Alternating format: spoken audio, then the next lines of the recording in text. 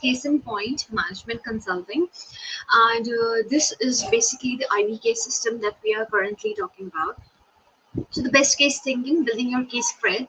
Many students have a hard time getting started. Sometimes they're overwhelmed, sometimes they're nervous, and sometimes they just don't have a clue. So we developed the IVK system. The IVK system is a two-part system made up of 5 easy steps to get you going in 4 popular case scenarios, each with a collection of ideas and questions that will help you structure the remainder of your response. If you follow the outline for each scenario, you can be confident that your response will be logical and cohesive. And because it is all based on business sense and common sense, you'll find that there is nothing in there that you don't already know. It's just organized a little differently. The first 5 steps that will provide you with a quick start, no long awkward pause between question and answer. They will give you 5 minutes into the question, give you momentum, and provide you with enough information to decide which of the 4 scenarios or which combination thereof is most appropriate for the case question at hand. You may want to read through the following explanation of the IVK system and then check out practice case or two to see how the system can be applied. Then it will be time to revisit the system and learn it. The interviewer has just finished giving you the case. Here's what you do. The first 5 steps: summarize the question, verify the objectives, ask if there are any goals or objectives, ask clarifying questions, label the case and lay out your structure, state your hypothesis. Summarize the question. Sometimes the question is short. How do we increase sales at a campus bookstore? Other times the question is long, involved, is filled with data, and comes to you with a long fire hose. It's difficult to capture all that information you know, so the first step is to summarize the question. That way, if you miss something or wrote it down wrong, the interviewer will correct you before allowing you to move on. It puts you and the interviewer on the same page from the beginning, thus keeping you from answering the wrong question. Summarizing the question shows the interviewer that you listen, and it fills the gap of silence between the end of the question and the beginning of your answer. Make sure you streamline the summary. Don't repeat it back word for word. If there are numbers in the problem, always repeat the numbers because they may be relevant, and you want to make sure you've got it right. Also, get in the habit of quantifying related numbers as a percentage example, year-to-year comparisons, or a change in stock price. If the interviewer tells you that the stock price jumped from $15 to $18, don't say it jumped from $15 to $18. Don't say it jumped $3. Tell the interviewer that it jumped 20%. This is the way the consultant and senior managers think, and that's how they want you to think. Now verify the objectives. You can bet that when the consultants first meet with clients, they always ask about objectives and goals. What are the client's expectations, and are those expectations realistic? And the client's mind, what constitutes success? Even if the objective of the case seems obvious, there is always the possibility of an additional underlying objective. So you, the interviewer, should say one objective is to raise profits. Are there any other objectives or goals that I should know about? The interviewer says no, higher profits is the only objective. You just focus on that one objective. There is one additional objective. You may need to break the case into and tackle one objective at a time. We don't ask about other objectives or goals, and there is one, and you will have no feed. We'll have to feed you that information during the case, and you'll lose points. By asking, you might receive key information that will affect the way you lay out your structure. There are questions to ask you when only you don't understand something or need additional information to lay out your structure. If the interviewer throws out industry jargon, slang, or a string of nations or acronyms, and you don't know what they are, asked, don't lose any points for asking. If you need additional information to lay out your structure, example might be if it's an entering a new market case, a good clarifying question might be, why does the company want to enter this market? Or if you have been asked to raise revenues by hence, a clarifying question might be, what have revenues done for the last 3 years? Label the case and lay out your structure. This is by far the toughest part of the process, and you may want to take a moment at this point to think about structure. You can follow for about 90 to 120 seconds of silence as you write your structure. You've decided which case scenarios to work with, and you have asked a few broad questions that have given you information you need to form a logical response. Because you studied the scenarios, you can quickly go through the bullet points in your mind and decide which are the most relevant to the particular question. So then you just need to tell the interviewer how you plan to proceed. Keep in mind that you're not married to your structure because new information is constantly added as well as twists and turns in the case. A structure could stand through the whole case, or it might become obsolete rather quickly. A structure is given how you plan to proceed. Keep in mind that you are not married to a structure because new information is constant as well as twists and turns in the case. Your structure could stand through the whole case, or it might become obsolete rather quickly. A structure is given the limited information you have. What would you analyze, and in which order to solve this problem? You want to make sure that your structure is MECE, or mutually exclusive, collectively exhaustive. This is a consulting term which is thrown around a lot. All it means that there shouldn't be any overlap in your structure. For example, if you get an entering a new market question, you might want to break your structure down into 3 buckets. First, analyze the client, then analyze the new market, and then analyze at a different pace to enter the market. Each of those buckets are mutually exclusive of the others, but collectively exhaustive of everything we need to look at to solve the case. Once you draw your structure, turn your nose toward the interviewer and walk him through your thought process. This brings him into the interview and makes him feel less like an interviewer and more like a client. Be sure to refer to the bucket headings first. In this case, it could be company, market, and entering the market. Then go back and talk through the bullet points you made beneath each heading. State your hypothesis. Consulting firms, and only consulting firms, care about hypothesis. They would like you to state a hypothesis in the first few minutes of the case, usually after you walk them through your structure. I know that it seems crazy to give them an answer to the case before you have any information, but the reason consulting firms like it is that when they go into a company, they often don't know what the problem is. So they state an initial hypothesis and try to prove. Chances are that when you just prove the first but the process narrows the scope of the problem. For example, if you get a P&L case, you might say my hypothesis or my thoughts are that the profits have fallen because costs are rising. This is something you can try to prove as you move through the case. If you disprove, you will want to update your hypothesis as you proceed through the case. The advantages of stating a hypothesis upfront are that it will help you ask questions, make your analysis more linear, and it can also help you to approve or disapprove various kind of issues that you tend upon. It also helps you identify which structure to use as defining the starting point. I've known plenty of candidates who receive job offers without ever stating a hypothesis. Think of it as icing on the cake. If you can remember to state one, they love it. If you forget, though, it's not the end of the world. But because the interviews are so competitive, we want to take every advantage. When you're doing practice cases, a simple trick to remind yourself to state a hypothesis is to lightly write the letter H in the middle of your first page of notes. That way, as you're writing out the structure, you will see the H and remind you to offer a hypothesis. You will get into the habit and it will become natural to you in an interview. In real life, consultants can take up to 5 days to form a hypothesis, but you have about 5 minutes. So don't worry if your hypothesis is wrong. It eliminates one possibility and allows you to restate your hypothesis and focus on another aspect of the case. Think of the process as one of the elimination. Go to the case. You're going to get a lot of cases that ask you to analyze the company, the client, the cases that ask you to analyze the market or industry. Below are two lists of 4 questions you should be thinking and asking about the company and market or industry. You need to learn these. It will speed up your structure because you won't have to stop and think and ensure that you don't miss anything critical. You will probably add to or subtract from the list depending on the case, but it will eventually become second nature to you and this build up your confidence. 4 questions to ask about the company. Memorize these. Revenue and profits for the last 3 years. What are the major revenue streams? What percentage of the total revenue does each stream represent? What are the major costs to any stream out of line? Customer segmentations, characteristics, changing needs, profitability by segment, product mix, cost of margins, product differentiation, market share, cannibalization between products, product capabilities or capacity, brand or market leader, distribution channels, WCS, what constitutes success, which metric to use, company. It's important to ask about the revenue and profits tends so you can get a feel for the size of the company and how it's been doing. Many of these companies are made up so you have no idea about anything. You may even want to ask whether it's a publicly traded or private company. Customer segmentation is critical. You need to know who the client's customers are so you can craft a strategy. Characteristics and changing needs of each segment, profitability of each segment. Product mix. What projects or services does the company offer and what are the costs and margins associated with each product? Has there any been recent changes in the product mix, product differentiation, market, product capability, and capital allow you to access several key areas? The company have the ability to expand. Are they running at full capacity now? And if not, why not? Brand. How strong is its brand? Is it a market leader or has a brand? But since the company in this case is often made up, we have no idea about the strength of the brand. Distribution. How are the products and services currently distributed? How can the company expand its channels? How can it reach its new markets? WCS what constitutes success. This is different from the objective. It's an art. Entering a new market case, the objective might be to decide whether or enter or not. The success might be defined at 8% of the market in 3. It is critical to decide what success means to the client and which metric is used to measure that success. 2 questions to ask about market. Memorize market size, growth rate, and trends. Where is it in its life cycle? Emerging, mature, declining, industry drivers, customer segmentation, margins, industry changes, M&A, new players, changing technology, new regulations, distribution channel, major players in market share, product differentiation, access to suppliers, barriers to entry or exit market. Market size, growth rate, and trends. As for 3 years of data, how is the industry doing overall and how is the company growing compared with the industry? Industry drivers, is it brand, street cred, price, connect, size, endowments, fads, culture, marketing, economics, technology, geopolitical events, bargaining power of buyers, bargaining power of suppliers, or distribution channels. Customer segmentation. There are often a number of segments within an industry. Customer segment. There are often a number of segments within an industry. Where is the company going after?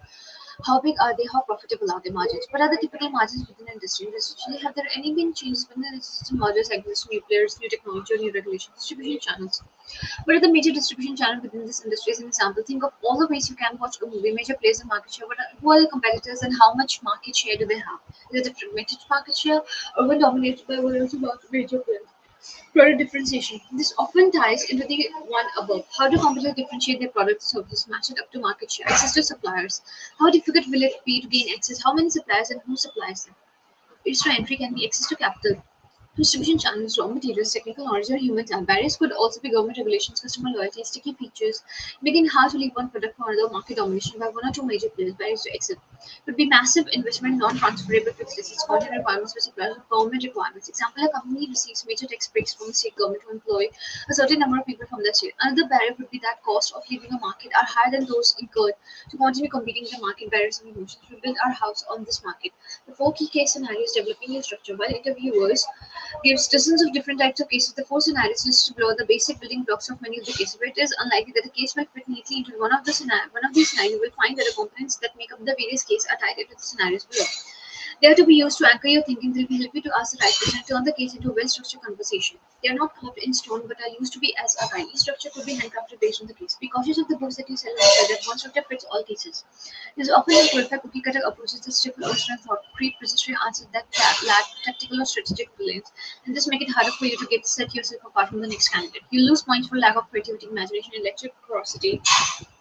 The best interviewers use the bicameral mind, the two-lobed brain. The left side is analytical, the right side is creative. The four key case scenarios are profit and loss, entering a new market, pricing, growth, and increasing scales.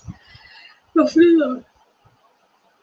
Question: our client manufactures high-end athletic footwear. Sales are up, but profits are down in Europe. What's going on and how do we fix it? Profit and loss questions have been the most popular types of questions for the last 25 years. When oh my god, sorry. Whenever Whenever you hear the words bottom line, profit, cost, or revenue, you should immediately profit is equal to revenue minus cost. We know that revenue is equal to quantity into price and cost is equal to quantity into variable cost plus fixed cost. However, I'm going to change this formula to the structure of E is equal to R minus C into M. The E represents the economy and or the moment, and M represents the market or industry. You always want to look at external factors first so you have an idea whether this is a company problem or an industry-wide problem.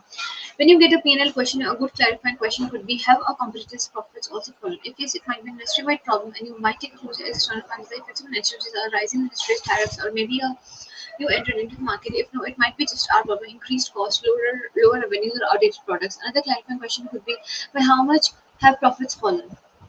When you review external factors, core market questions, core company questions, profits, revenue, cost, price, volume, fixed cost, variable cost. Okay, if you suspect that this is an industry-wide problem, start by spelling out your take on external factors. They look inside. I want to three things that are important to the company inside the premises. If it is a retailer, that then we'd like to look at consumer confidence, disposable income, unemployment, and maybe petrol prices. If it's a manufacturer, then we want to look at how the dollar is doing against other currencies, interest rate, tariffs, petrol prices, and maybe commodities. You do this for several reasons. If you don't look at external facts, then you are answering a case in a vacuum and you live in a vacuum. This will show the interviewer that you know what's going on outside the classroom. You should go into the interview with some key economic factors memorized, such as unemployment rate, disposable income, consumer confidence, interest rates, dollar strength in the currency market, and petrol prices. Those factors can be either good or bad depending on the economy and this case. The E can also stand for the environment. In 2017, the US suffered major hurricanes, tornadoes, mudslides, wildfires. As a result of those events, some companies saw their profits drop, while others saw their profits rise.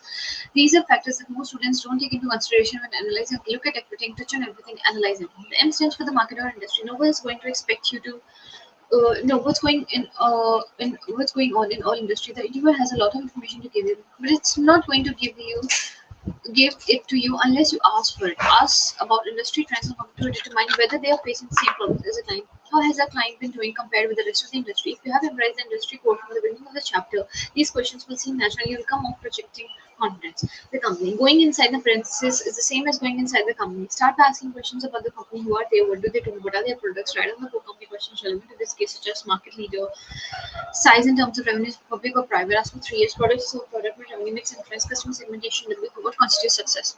Review the customer revenue streams. Even if your cost is just cost of the problem, you need to understand your revenue stream before you can intelligently analyze the situation. Cut costs. Ask what are the major revenue streams and how have they changed over time. Then when you get to cost, what are the major costs, both fixed and variable, and how have they changed over time? Again, it's always good to ask your friends. This is how consultants think, and it's how they want you to think. The other parts of the P&L formula are price and volume. Price and volume are interdependent. You need to find the best mix because changing one isn't always the best. If you got places to drive up the volume, what happens to the profit? What happens to the profit? Uh, and next year's sales. Do profits increase or decrease? There must be a balance. The reason behind the decision must make sense. Once you have an understanding of the market and the company, you'll need to come up with some solution to raise profit. That, after all, is objective. The first thing you want to do is ask for a moment to write down your thoughts. Start with headings, revenue-based strategies, and cost-based strategies. You do this for several reasons. It shows the interviewer that you are well organized and thinking ahead. It's also easy to come up with the ideas when you're looking at the heading instead of a blank sheet of paper, and it keeps you from commenting your ideas. Dividing ideas into short-term and long-term solutions is also desirable, particularly if there is a time constraint to raising profits. You want to present all the revenue-based ideas but then all the cost-based ideas. If appropriate, divide your cost by annual production, labor, and finance. It will show the interviewer that you are well organized and thinking. Keep in mind that the interviewer has probably given this case 10 times. He shows every possible answer he can think of and is not impatient with the answer. There's a good chance he'll cut you off as soon as he knows where you're headed. This can be tough because when you're in a pressure situation and you're cut off, it's difficult to drop the thought and come up with something new. Indeed, in my own experience, I know that when I cut students off in my thought, they tend to pretend that they didn't hear me and keep talking. Then, after I cut them off again, they panic and then scramble as their brain shut down. Don't let that happen to you. If you take time to write down your answers first and interviewer cuts you off, just look at your notes and offer another idea. It takes a look, take a lot out of the situation, makes you look more professional. Questions to think about.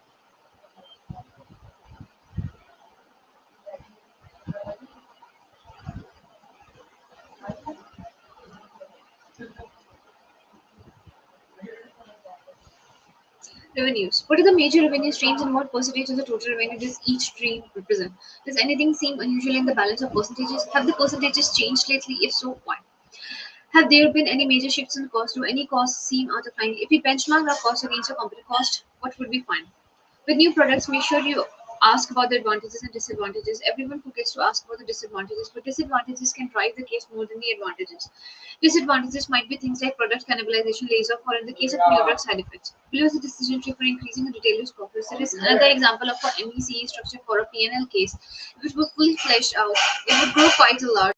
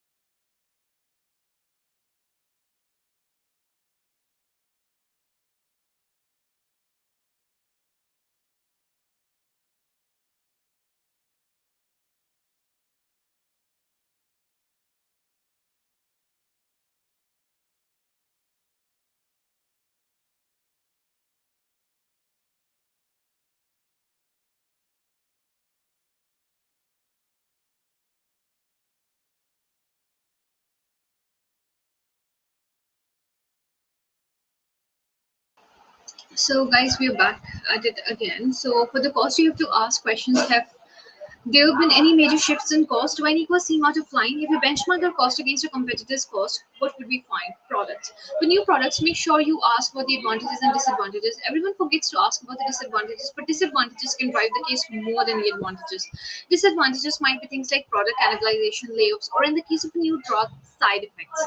So below is the decision tree for increasing a retailer's profit. There is another example of an NECE structure for a P&L case. If it were fully fleshed out, it would grow out quick large. No need to write out the whole thing. They just want you to think this way. Okay.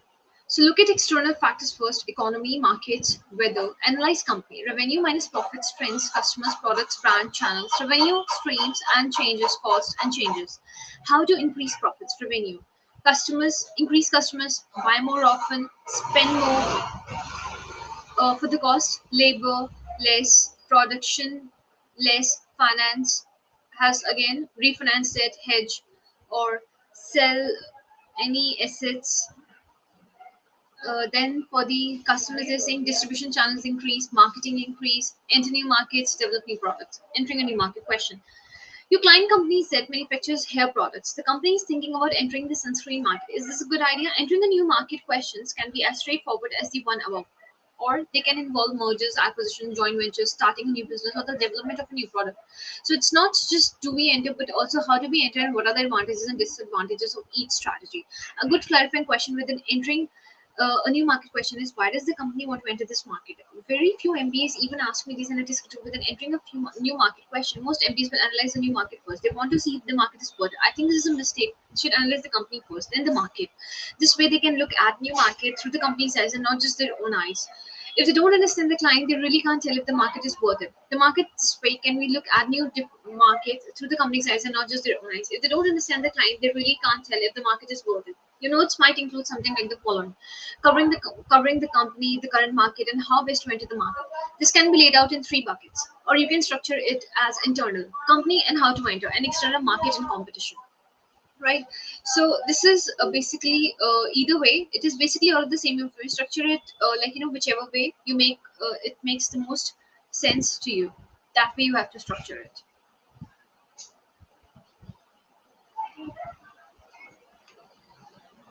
My book is not visible to you.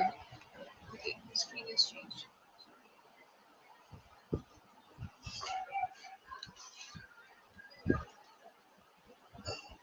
All right. So,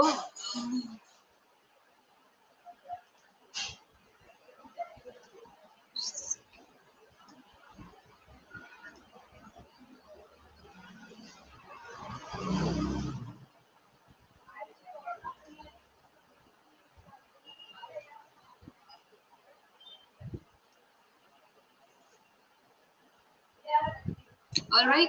So that's how we were doing the things. Um, right.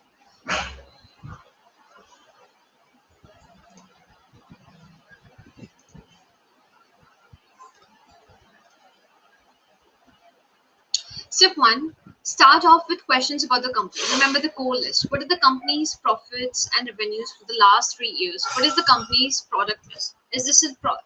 Is this about a new product? Will it cannibalize an existing product? Is the customer segmentation the same? Can we use the same distribution channels? Can we use the same sales force?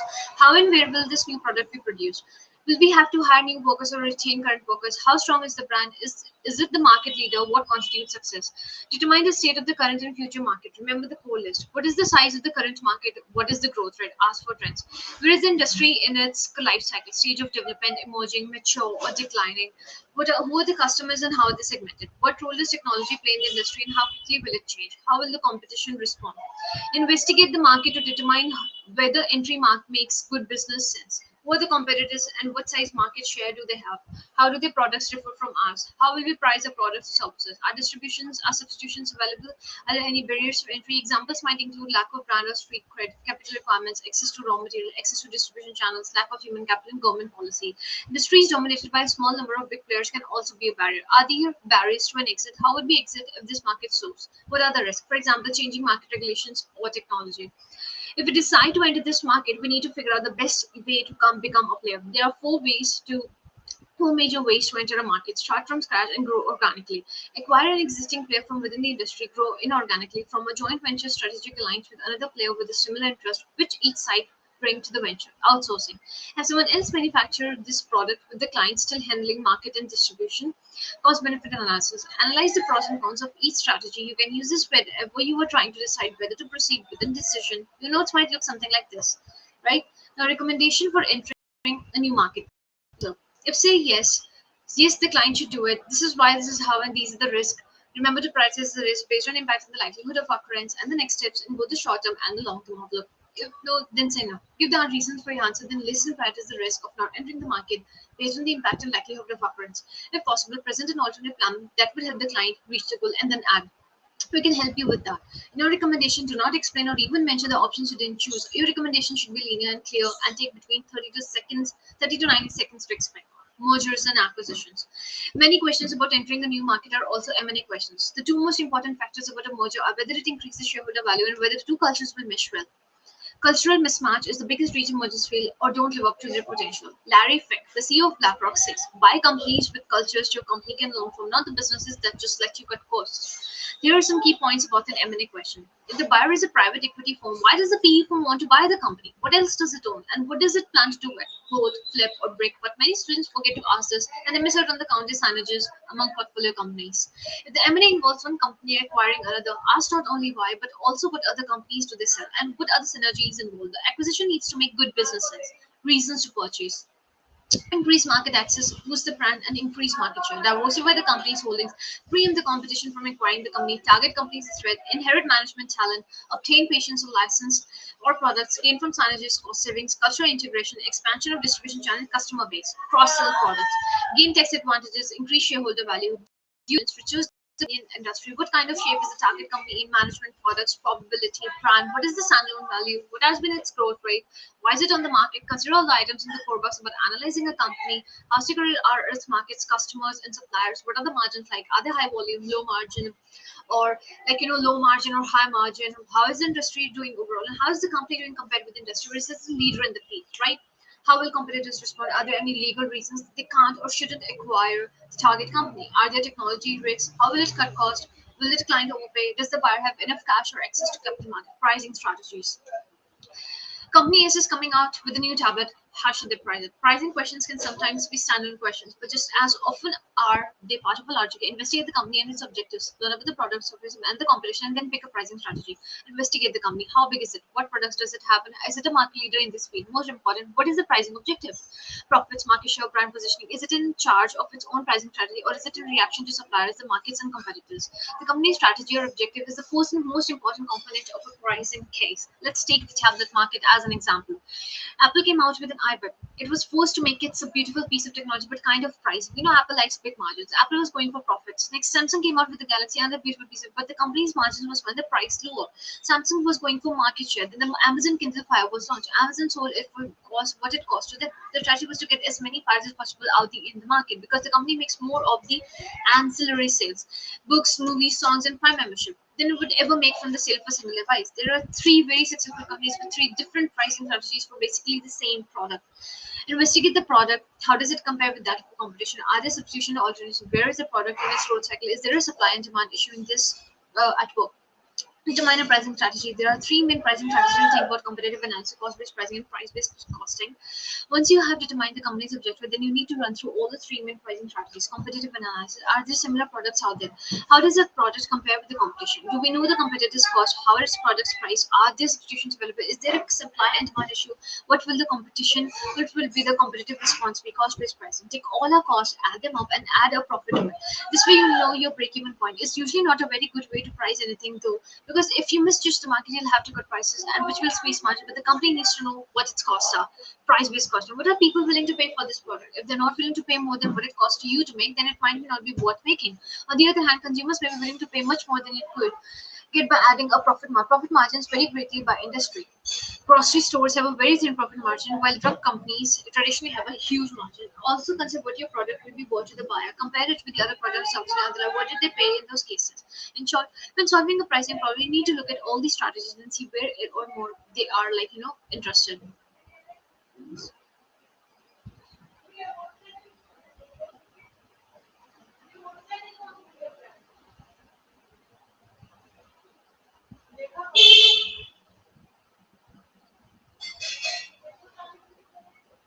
Cool.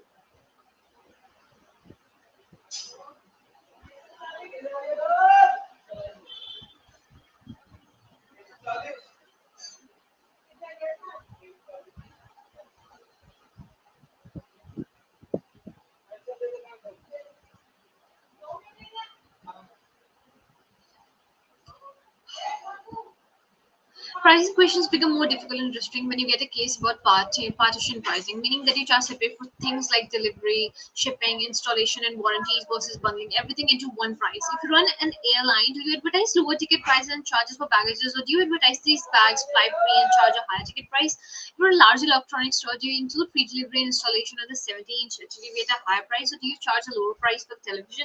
Knowing what consumers do comparison shop on the internet, even while they are standing in your store, and charge separately for delivery and installation, knowing that most consumers can't get a 70-inch television into their car. Never mind, set it up at home. Never mind, set it up at home. One solution might be to look at industry norms. Do my competitors offer free shipping? If you don't consider industry norms, you might very well be at a disadvantage when people comparison shop. I teach at 50 schools a year, and if I quote includes my speaking fee and my travel expenses combined, my competitor charges a fee and then charges travel expenses separately.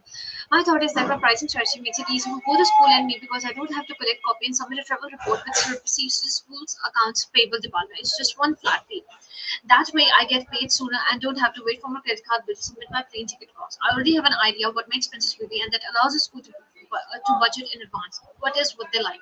With my way, there are no surprises. Whose way is right? Well, the norm in consulting is to charge a fee plus expenses that might work well when you have Apple as a client, but not when a client is a cash-strapped university.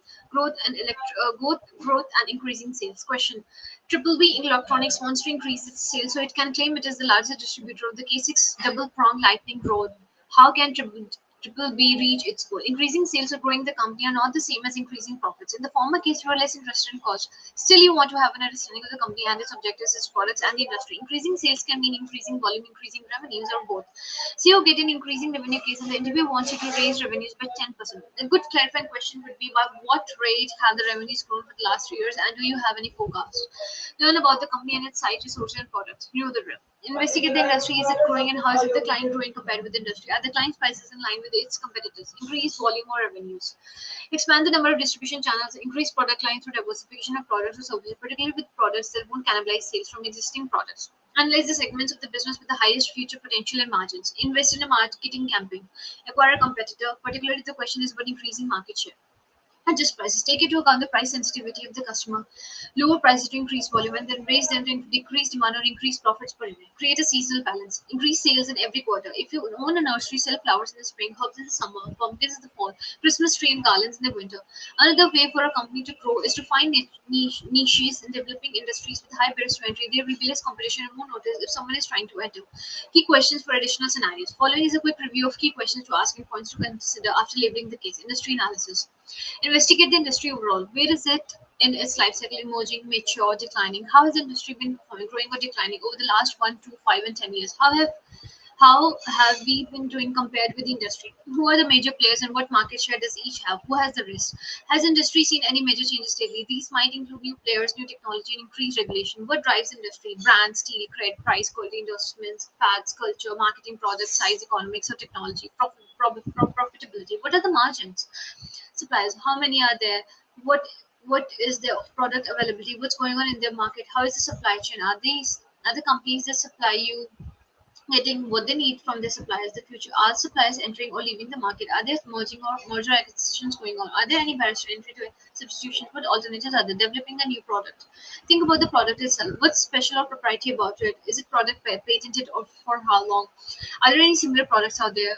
Are there substitutions? What are the advantages and disadvantages of this new product? How does this new product fit in with the rest of our product line? Can a sales force sell it? Think about the market strategy. How does this strategy affect our existing product line? Are we cannibalizing our own sales from an existing product? Are we replacing an existing product? How will the strategy expand our customer base and increase our sales? What will be the competitive response be if we entering a new market? What are the barriers to entry?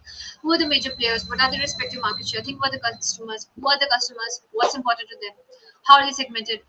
How can we reach them? How we ensure and retain them? What is the cost per customer funding? How is this product being funded? Does company have enough cash to take debt, or can we support the debt under various economic? What is the best allocation of funds?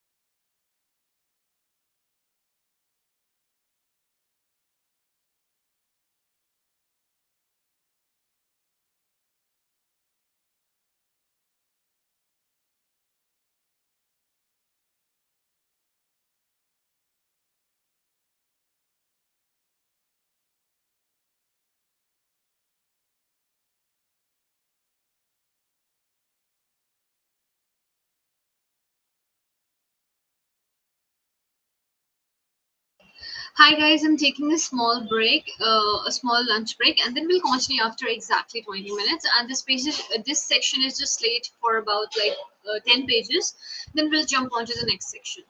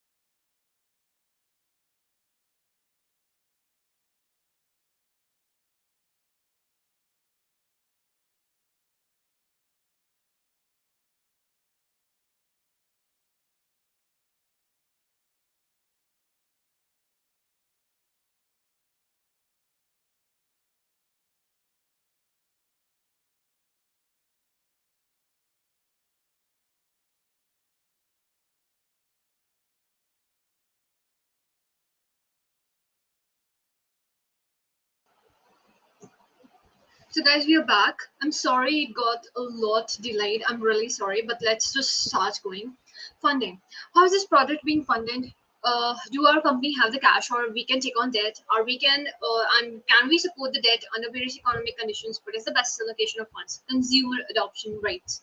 How many units can we expect to sell? Sometimes you will get a case involving a new product, particularly in the high tech field. The interviewer may ask you, what is the market size for this product, and how many units can we expect to sell this first year? These are two things to keep in mind. First, it is very rare for a new product, no matter good it is, to capture more than 10% of the market in its first year. It is more likely to be between 3 and 5%. It depends on the market, the strength of the competition, and how much better this new product is than its competitors. Second, you should take into the consideration. Oh my god. Did it get again fucked up? No. All right. Okay. Second, you should take into consideration the Rogers adoption or innovation curve. Draw the curve, then turn your moves toward the interviewer and walk her through your thought process. So this is what's like, Rogers consumer adoption or the innovation curve looks like. Like there are the innovators. We all must have already gone through this graph, right? Innovators 2.5%, early adopters 13.5%, early majority 34%, late majority 24%, the cards 60%. Starting a new business. So starting a new business encompasses entering a new market as well. The first step is the same. Investigate the market to determine whether entering it makes good business sense. Who is the competition? What market share does each competitor have? How do competitors produce products or services differ from ours? Are there any barriers to entry or exit? Once we determine that there are no significant barriers to entry, we should then look at the company from a venture capitalist point of view. Would you, an outsider, invest in this startup? Would you risk your own money? Venture capitalists don't simply buy into an idea or product. They analyze and consider management. How experienced is its management team? What are its core competencies? Have they worked together before? Is there an advisory board? Market and strategic plans? What are the barriers to entering this market? Who are the major players and what are their respective market shares? What will be the competitive response, distribution, which and how many distribution channels can we rely on producing? Which is the product? How is the technology? What is the competitive edge? What are the disadvantages? Is the technology proprietary? Customers? What are customers? How can we best reach them? How can we ensure that we retain the finance? How is the project being funded? What is the best allocation of funds? Can we support the debt under various economic conditions? Competitive response. There are two sides to the competitive response coin. What will you do if a competitor comes out with a new product and starts to steal your market share? Or what will your competitor do if you come out with a new product aimed at stealing their market share? Again, you will want to understand the situation by asking multiple probing questions, repeat the situation, adding in your analysis, devise a plan, and implement it. If a competitor introduces a new product or picks up market share, we first want to ask questions such as, what is the competitor's new product? How does it differ from what we offer?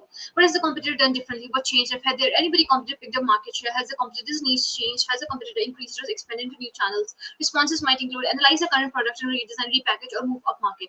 Reduce our product, increase our profile with the marketing and public relations campaign, build customer loyalty, cut prices, lock up new raw materials, and acquire the competitor or other player in the same market, merge with the competitor, create a strategic environment, and become more powerful, copy the competitor. When planning a product launch or making a price change, you should take into account competitive response. Too many firms seem to have a wait and see attitude, which may erase much of the advantage they had hoped to gain with a new strategy.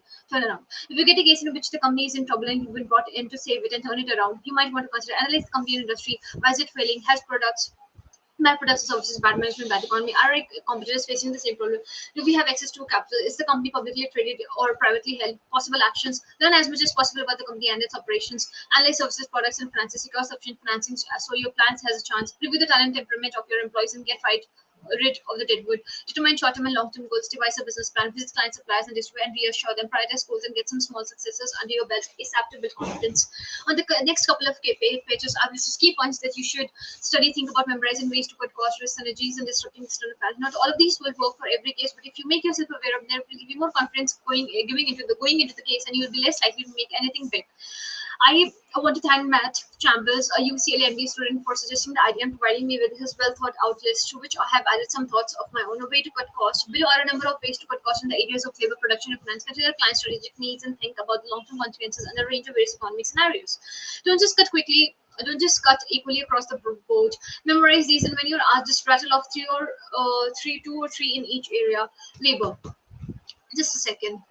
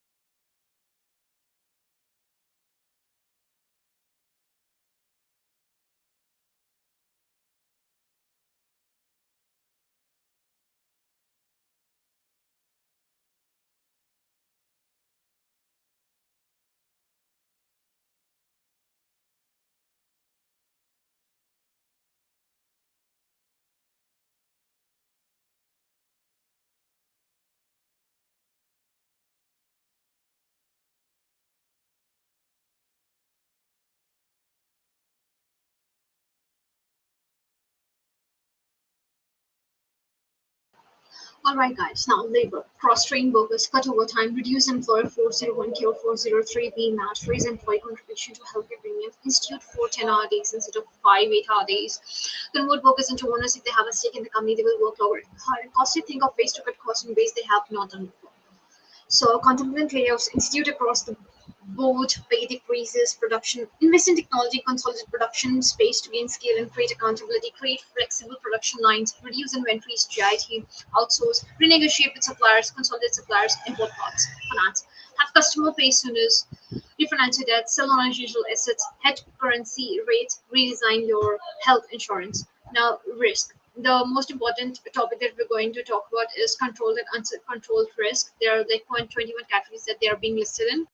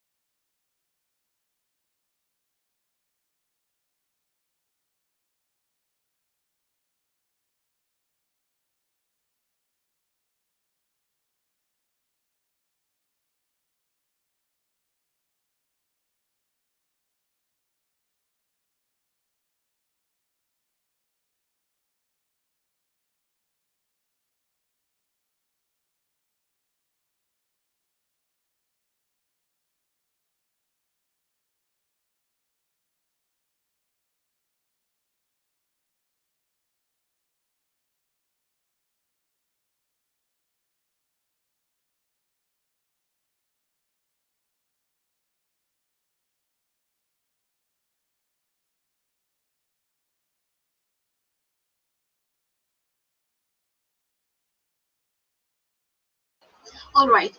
Uncontrolled risk. A new entrant into your market, particularly a market disruptor. Price war was a competitive response initiated by a competitor. New government regulations, Congress goes after your industry. Manageability of different regions, cost of workforce rates, tariffs, coming and going, shifting suppliers, supply chain inconsistencies, bankruptcy of suppliers,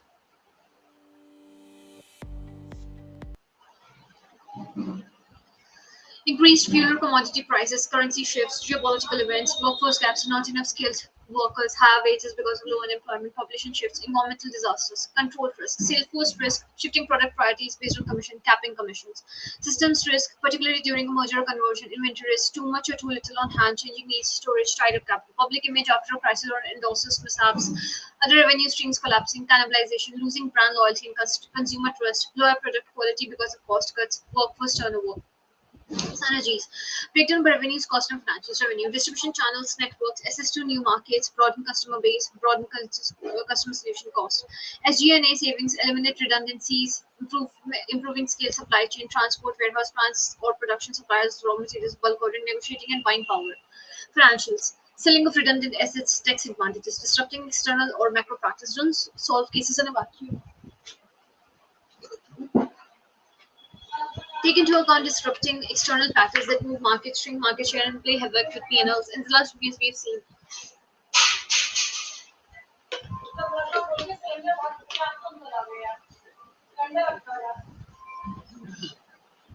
weather, hurricanes, nor'easters, polar vortex, wildfires, mudslide floods worldwide, health pandemic, geopolitical events, tweets, politicians, transportation, technology, factors that move the markets, the Fed change in interest rates, quant easing, high prices, change in inflation, recession expectations, earnings momentum, FOMO, fear of missing out. These legal disrupting factors of the markets, the if scenarios to remember. Sales are flat and profits are taking a header. You need to examine both revenues and costs. Always start with the revenue side first. Until you identify and understand the revenue streams, you can't make educated decision on the cost side. If sales are flat but market share remains relatively constant, that could indicate industry sales are flat and that your competitors are experiencing similar problems. If your case includes a decline in sales, probably analyze these reasons. Overall declining market demands. Example, soda sales have dropped as bottled water becomes the beverage of choice. The possibility that the current marketplace is mature or your product obsolete, benign records give way to series which give way to digital loss of market share because of substitution. Example, video rentals have declined because there are numerous substitutions vying for the leisure dollar, such as dining out, movie attendance, pay-per-view, direct TV, and the internet. Sales and market share increasing, profits are declining. You should investigate whether prices are dropping and or costs are climbing. You should investigate changes in product mix and margins and if players are leaving the market. Profit scenarios. If profits are declining because of drop in revenues, consider it marketing and distribution issues. If markets are declining because of rising expenses, do concentrate on operational and financial issues. Examples: COGS, labor, rent, marketing costs. If profits are declining yet revenues have gone up, then review change in cost, any additional expense, change in prices, the product mix, change in customer needs. Product scenarios. If a product is in its emerging growth state, concentrate on R&D, competition, and pricing. If a product is in its growth state, then emphasize marketing and competition. If a product is in its mature stage, focus on maturing manufacturing cost and competition. If a product is in its declining stage, find niche markets, analyze the competition's play, or think exit strategy. Pricing scenarios. If you lower prices and volume then rises and then you are then pushed beyond full capacity, your cost will shoot up as your employees work overtime, your profits will constantly suffer. Prices stable only when three conditions are met. The growth rate for all competitors is approximately the same. The price of paralleling cost, the price of all competitors are roughly of equal value. Volume, the amount you produce, the costs are easy to change. Than the industry price, but then all parties change the price together. Example, airline tickets or base gas prices. The perfect strategy for a higher cost producer is one that convinces companies that market shares cannot be shifted except for long periods of time. So the highest practical industry prices are to everyone, so that is the price was a determinant. Everyone will profit more by keeping prices high. Practical cases. Now we are onto the fifth section of this book. This part of the book is divided into four sections. The first is the auto anatomy, breaking two most popular of cases: P&L, Harley Davidson, entering a new market, horse growing company, motorcycles and beer. Some might say this is a recipe for disaster, but not us. As you go through these two cases, not only will you read the dialogue between the interviewer and the student, but you'll also read my analysis of how the interviewee is doing. The second section is made up of five case starts. Read the problem statement, then take a minute to lay out your structure and make a list of questions and concerns that you would want to ask the interviewer in a real interview. Then compare your structure with mine.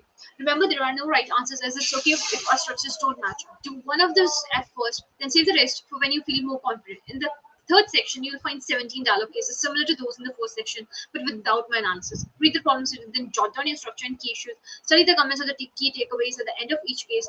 Finally, you'll find the partner cases. There are 10 cases you and a partner can give each other. They are written so that anyone business,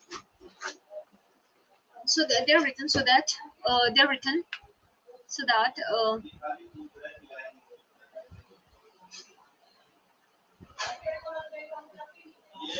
do one of the two first and save the rest. You feel more confident. In the third section, you'll find 17 dialogue cases similar to those in the first section, but without my analysis. Read the problems, then jot down your structure and cases. Study the comments or key takeaways at the end of each case. Finally, you'll find the partner cases. These 10 cases you find a partner and can give each to each other. They're written so that anyone business savvy or not can ask you these questions, give you solid feedback. They're arranged by difficulty. They're arranged by difficulty. Can you understand me?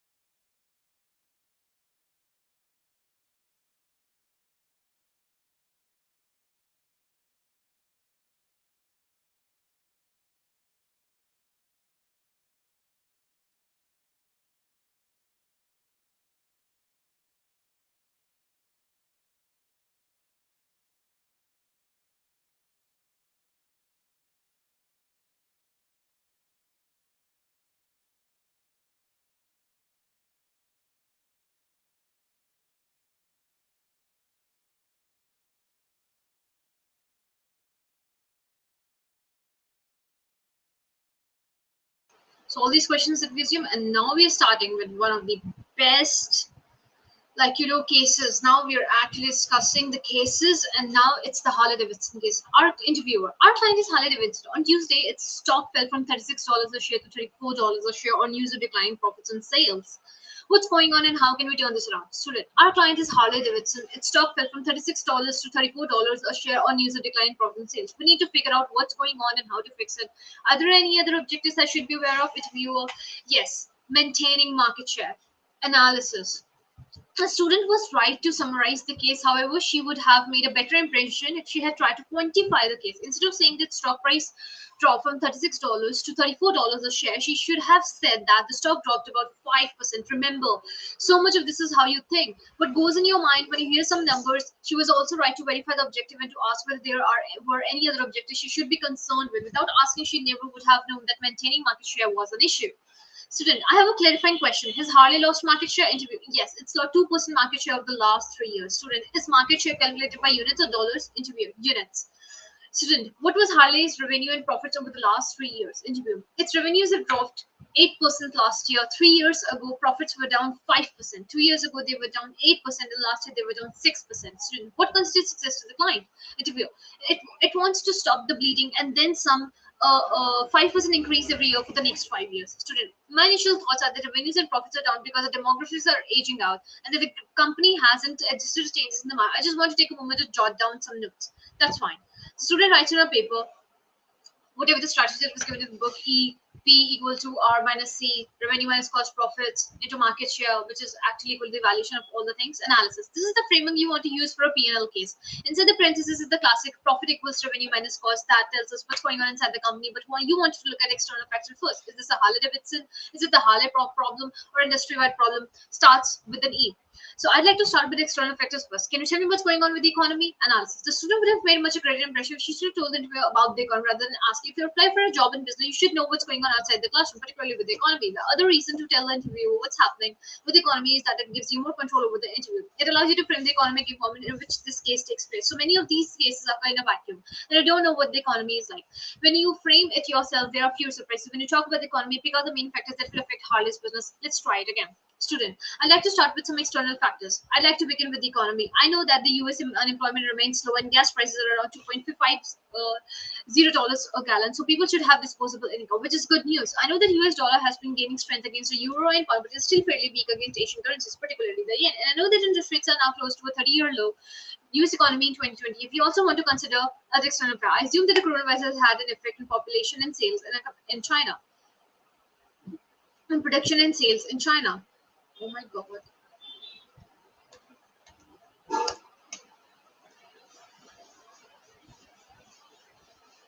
What's going on?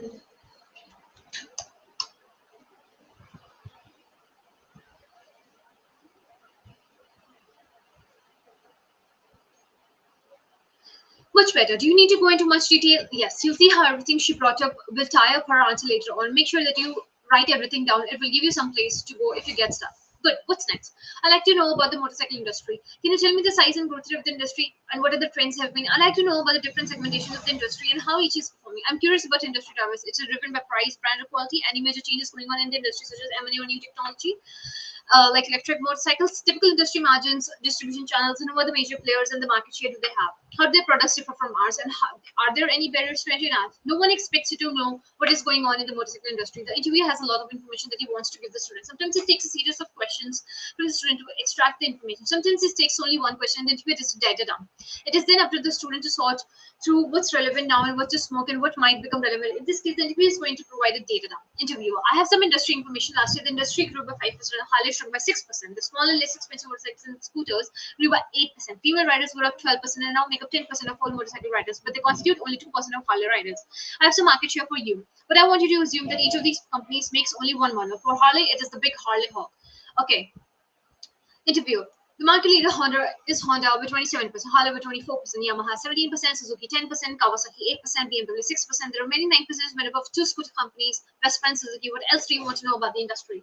Student, it looks as though Harley is not growing as fast as the industry overall. That might be because its current customer base is aging on and it has a few female riders. The trend seems to be headed towards smaller, lighter, more gas-efficient bikes. So, into it, do you think this is a Harley problem and an industry problem?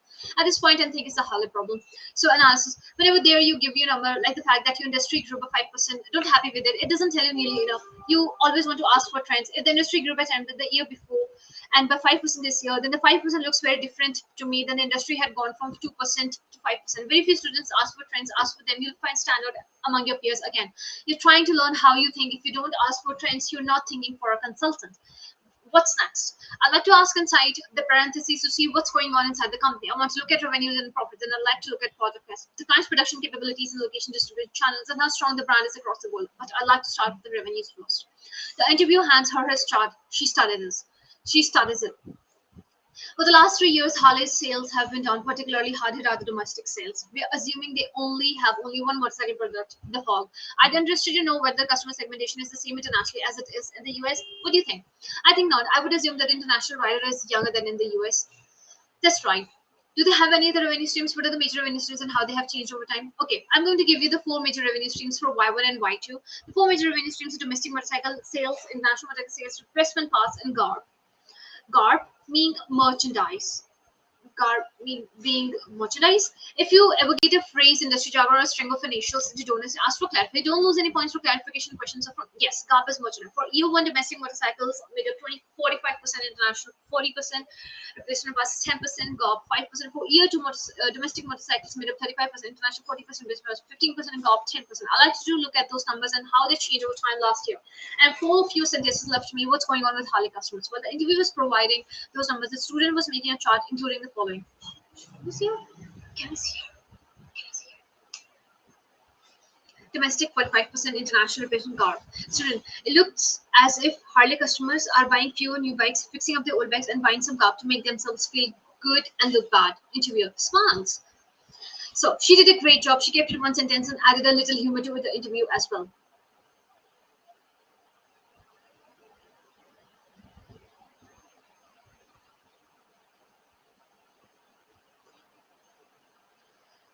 Okay, good. Let's talk about cost. Before we do, can I ask about the volume? Do we have any numbers on volumes of bikes sold? We do. Year one, Harley sold 350,000 bikes, and in year two, it sold 330,000 bikes. Thanks. Good. Move on the student's part. Volume is part of revenue. So asking for the numbers was appropriate, and she scored some points. What are the major costs? Cost, fixed, and variable. So how have they changed over time? The only cost you need to worry about is the cost of steel. We are in the middle of a steel component contract that expires in 24 months. We currently have a good deal, but we are concerned about getting slammed with high steel cost in 24 months. I just want you to keep that in the back of your mind. What I'd like you to do now is to come up with some short-term strategies that will help turn Harley around. But short-term, I mean 18 months or less. Student, okay, the first thing they would do is market to women.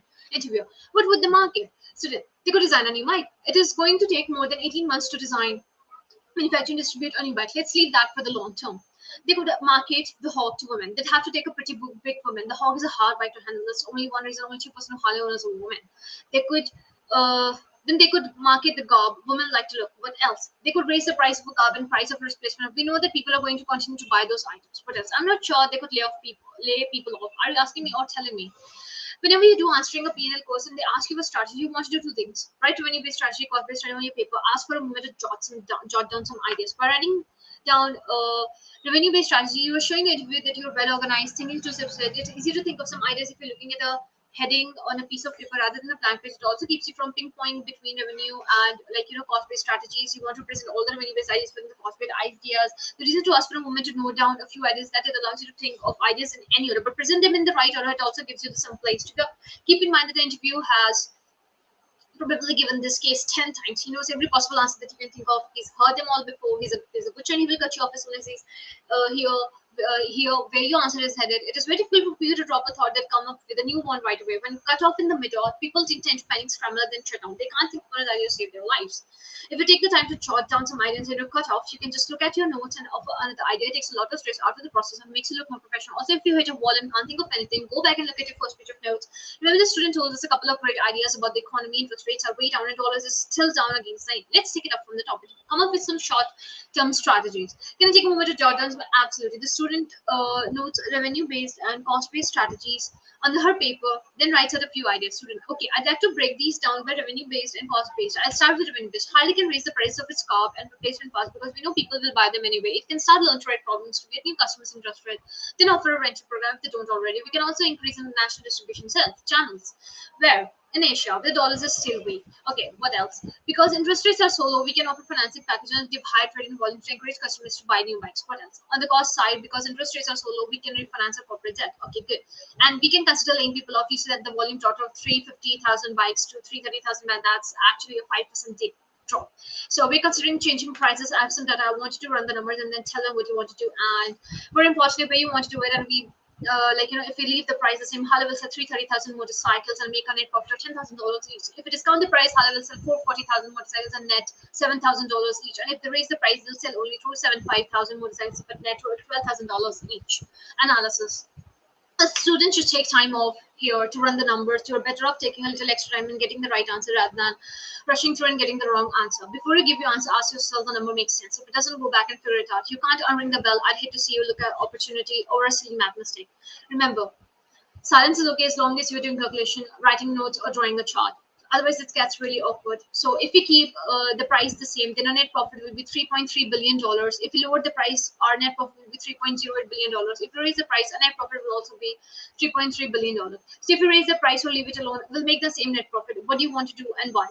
I like to keep the price the same. You said market share was a key objective, and if we raise the price, we're going to sell 55,000 fewer bikes. That's about a 5% drop, which will probably lower our market share. If we sell more bikes, we'll sell more GAP and eventually more replacement parts. And even if we cut production, we will still probably have a lot of year 2 inventory left over. What do we do with it when the year 3 model comes on? If we sell it at a discount, we'll probably cannibalize our year 3 sales. This is all very interesting, but let me tell you why you are wrong. If you raise the price, we'll lower labor costs because we'll be able to lay people off. In addition, the high price will enhance the brand. As far as your other concerns go, you told me that you plan to increase international distribution channels where the dollars is still weak. If you do that, any extra inventory can be shipped overseas and sold at a new higher price. GAP sales tend to be higher when you enter a new territory, so market share shouldn't be an issue. Ouch. Analysis. The interviewer got right in her face, even though she'd give a well thought out answer. Luckily, she knows that this. Let me tell you why you're wrong. Because it is just this. She keeps her emotions and does what the interviewer wants her to do. Stick with and defend her answer. You make an interesting argument, however, I don't find it compelling enough. I can't believe that you can do all that within an 18-month period. Before, I think the best option in these economic conditions would be to keep the price the same, particularly if you want to increase the market share. Okay, good. Give me 2 long-term revenue-based ideas and 2 long-term cost-based ideas. Can I take a moment to make a couple of notes? Certainly. Okay, on the revenue-based side, the first thing I'd do is come up with a new bike that is geared not only toward women but also to younger men. Make it electric. This will give us something besides carb to market to women. I'd like also to see if we can acquire a scooter company. We couldn't put the Harley name on it, but we could take advantage of the fast-growing segments of the market. Women and scooters. Besides, there will be a number of signages we would be able to take advantage of. On the cost side, we are concerned about the price of steel. We can buy some steel futures to hedge against the steel increase. We could stockpile some steel at the current price, and because we are developing a new bike, we can make more parts and composites instead of steel. We could modernize the plant, that new technology, increase our production operations overseas. I'm assuming that we manufacture some bikes in Asia. Yes, Thailand. Why don't you take a moment and summarize the case? Our client is Harley Davidson. Its stock dropped around 5% in years of declining profits and sales. We looked at external factors first and determined that it was more of a Harley problem rather than an industry problem. Harley is out of step with the two fast growing segments of the industry, women and scooters. So we came up with some short-term and long-term strategy on both the revenue and cost sides. The example of a short-term revenue-based strategy is offering low financing to customers. On the cost side, we could refinance our debt. In the long term, we could produce a new bike geared toward women and young men and acquire a scooter maker. Also, on the cost side, we could hedge steel price and have certain new parts made out of composite instead of steel. If Harley follows these strategies as well as some of the others we talked about, it could be on its way to higher profits in 24 to 36 months. She came on very strong at the end. The turning point was when she defended her decision to keep the price the same. That gave her additional confidence, and it showed through the rest of the interview. Coors Brewing Company, that was the case for the Harley Davidson. I guess it's a lot. As soon as I'm reading this book, I'm falling in love with management consulting. I'm liking this thing because that's like training my brain, and I like it. Our client is Coors Brewing Company. For the last 60 years. It's been advertising the fact that the key ingredient in Coors Brewers is Rocky Mountain spring water. The CEO calls you to his office and say that Coors is considering entering the bottled water market. I want you to analyze the market, identify any issues, and make a recommendation. Our client is Coors and it's thinking of entering the bottled water industry. Besides conducting an industry analysis and information, are there any other objectives I should be concerned with? Yes, the CEO told the board of directors that he would increase revenue by 50% in 50 years, in 5 years, or he would resign. It was an important that the student should ask about other objective, or he would never have learned about the needed 50% increase in revenues. If he hadn't asked about this, the interviewer would have had to feed him the information during the case, or he would have lost points. I'm assuming that's overall company revenue. So my initial hypothesis is that by entering the bottled water industry, foods will increase overall company revenue by 50%. I just want to take a moment to draw out my notes because this is an interview-driven case. We put forth hypotheses within the first 5 minutes of the case. He also took time to lay out his structure. When he's done, he turned as an interviewer and walks her through them. Right? These are the notes. First, I'd like to look at the course, then the water market, and finally, the best ways for course to enter the market. And if you decide that course shouldn't enter the market, I'd like to come up with an alternative plan that will help the company reach its goal of increasing revenues by 50% cumulatively over 5 years. I'd like to start by looking at the company. Why does it want to enter this market? If it needs to increase revenues by 50%, I need to know what its revenues are today. I'd like to know what its product line looks like and get an understanding of its production process. It's bottling based similar to bottling water. Branding is also important. Will they call this Coors water or will they use another name? Next is distribution. I assume that they currently has beer distributors all around the US. Will they use those names as distributors distribute their water? Will the customer segmentation be similar? I am betting a lot more people drink water than beer. And finally, constitute success in the mind of the client. What percentage of the bottled water market is Coors expect to capture in 5 years?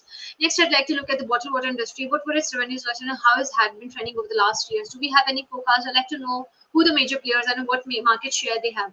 How do their products differ from Coors? Are there any other companies that sell Rocky Mountain spring water? Then the last thing I'd like to know about the industry is whether there are any barriers to entry or barriers to exit. Right?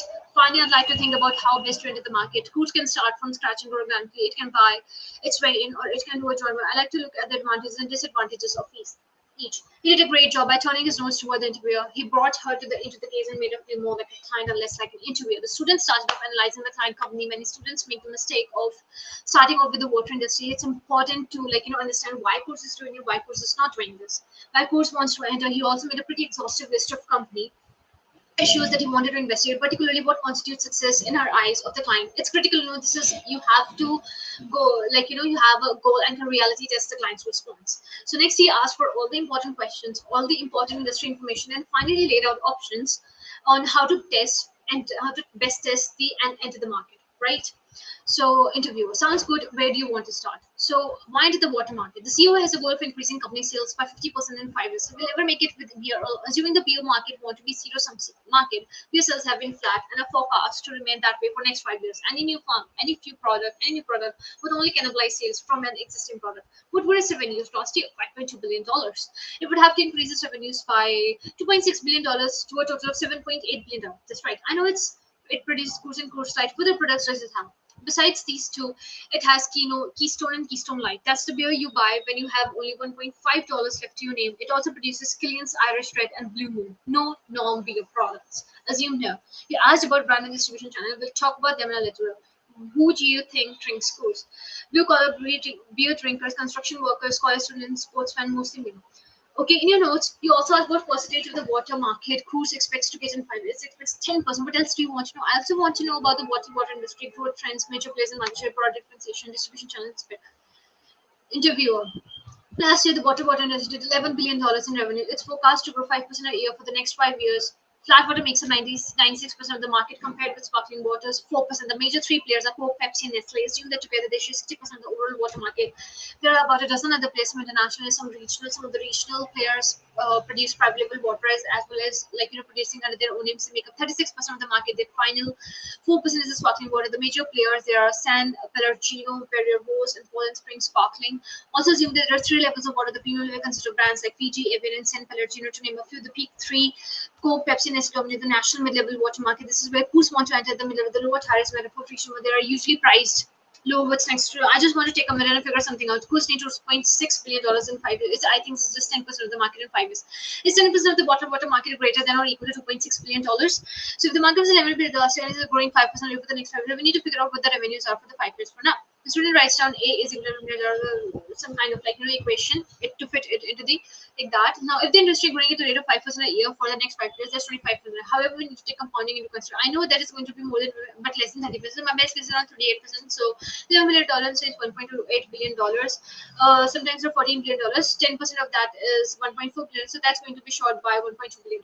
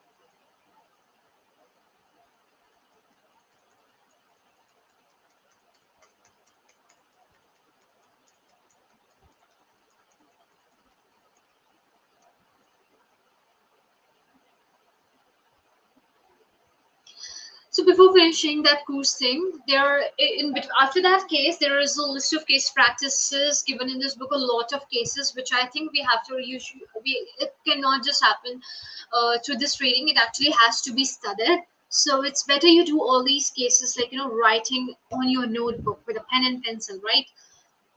So before that, I like to finish off all the sections that were given in the last two sections, 6 and 7, and in between are all the cases practice which we are going to do daily. I repeat, daily. Okay.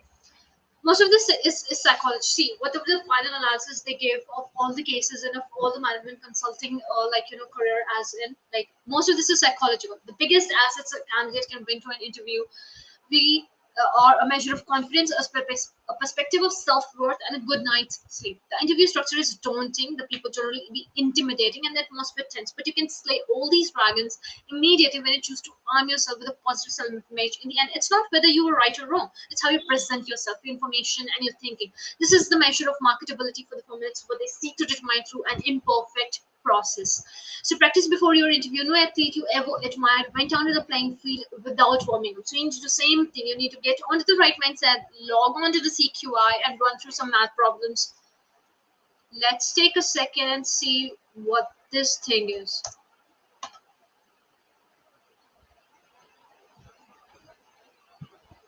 Mhm.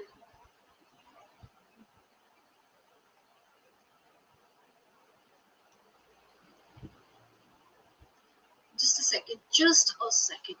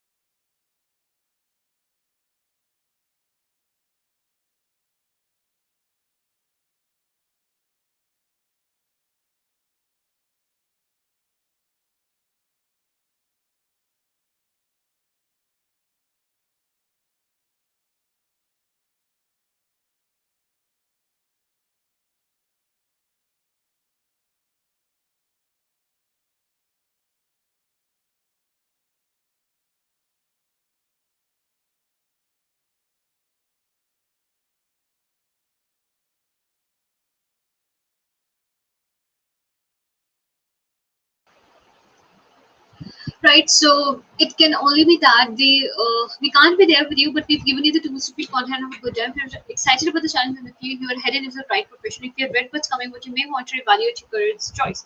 We're discussing career choice advice to do what you like what you do. It's all about having fun. It's easy to forget about the fun. Know what you can do the work. So they wouldn't be interviewing you if you didn't think you were smart enough to succeed. So a nice chance to prove them right. Case closed. Partner case charts. Nerves of steel. Steel pricing trends. Year one. Statin blue. All right. Bottled water.